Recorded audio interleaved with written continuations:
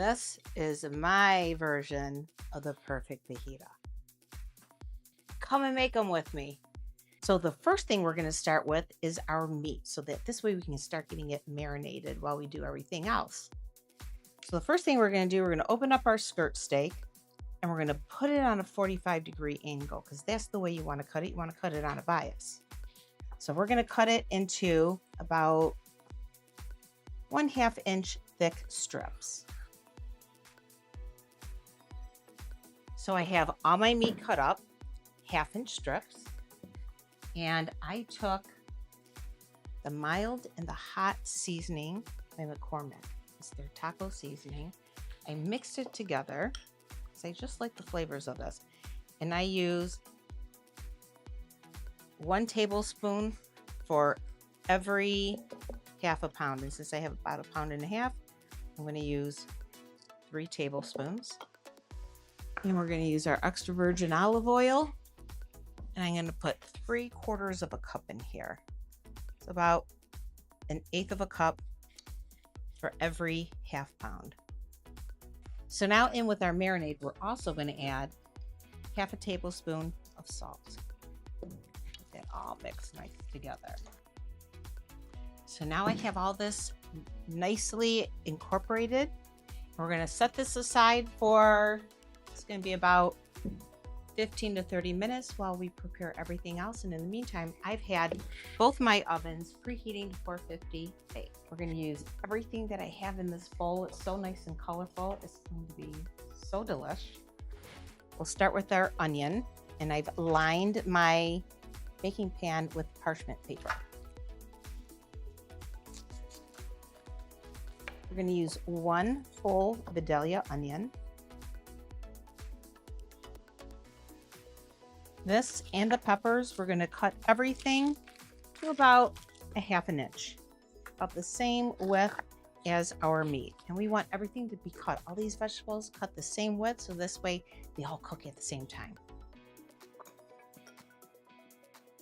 I got a nice red pepper, a yellow pepper, and an orange pepper. And this is all that we're going to bake for our fajitas. We're going to take out all those seeds.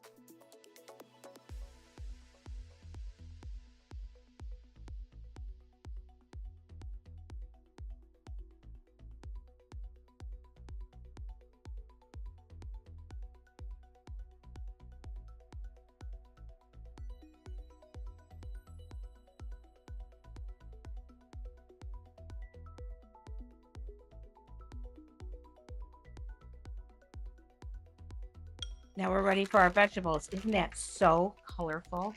I can't wait to taste them when they're done. So we're going to give this the same seasoning. I'm going to give it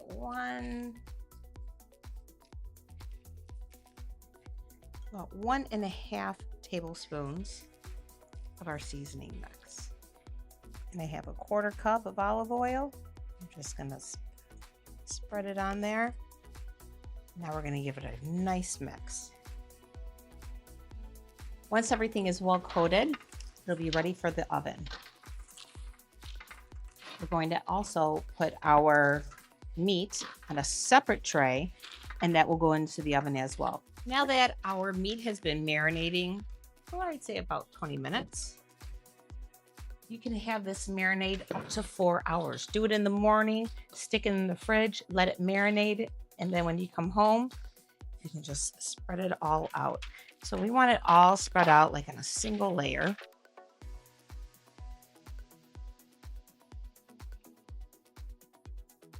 All right, I'm gonna wash my hands and we're gonna put it in the oven. All right, we're gonna put the meat in one oven at 450, and we're gonna put this in for 12 minutes.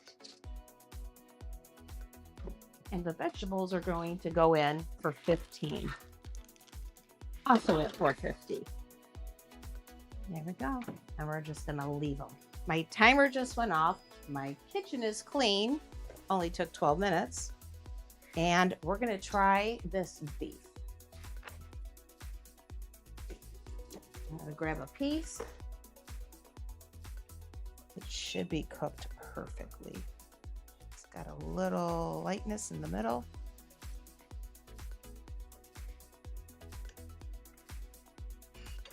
There's a little bit of pink left in there. I think it's wonderful. It's ready to come out. We got a minute and a half left on the vegetables. And we're going to take all the juices from the meat and we're going to put it on the vegetables. We have a wonderful guacamole that we make at Randazzo Fresh Market. We could use that for our meal today. Or like what we're going to do now, I'm going to make just a little guacamole that's al fresco. Nice and fresh. It's going to be chunky. And I think it pairs very well with the beef. Our vegetables are ready to come out. I'm going to give these a nice quick stir. I'm going to add all the drippings from the beef. So this way the vegetables can incorporate some of that flavor. And now I'm going to stick it back in the oven for another 8 minutes. All right, our 8 minutes is done and our vegetables are ready. I'm going to plate this and all we'll have left to do is the guac. You can also make this with chicken. Use the same seasonings. Do it separate because they have separate cook times. Okay, so I have 4 avocados.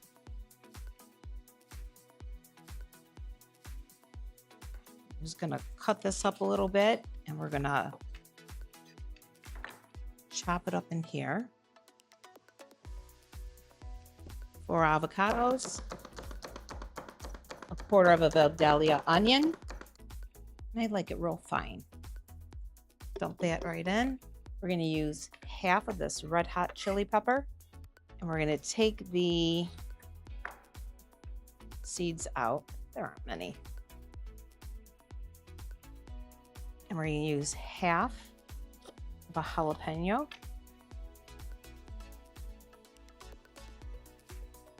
If you like yours a little spicier, you can use the whole thing or use 3/4 of it. Whatever it is that you and your family enjoy. All that right in there. We're going to use the juice of 1 whole lime. I'm going to use half a teaspoon of pepper and a full tablespoon of salt. And then we're just going to mash it together. I like a rough mash. I don't like it. I like to have chunks of avocado in there. For me, that's enough. We're going to stir it a bit and it will be ready.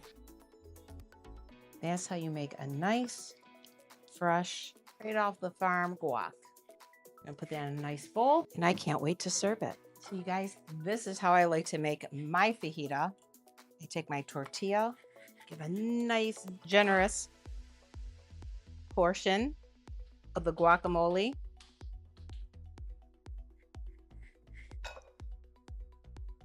Couple pieces of beef. Peppers. Oh, gotta get some other colors in there. Don't forget those onions.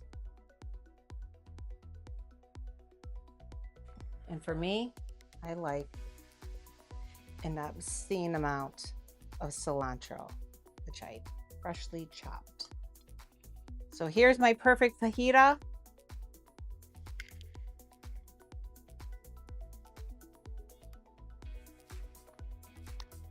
That is just wonderful and fresh. Guys, see you next time. Enjoy.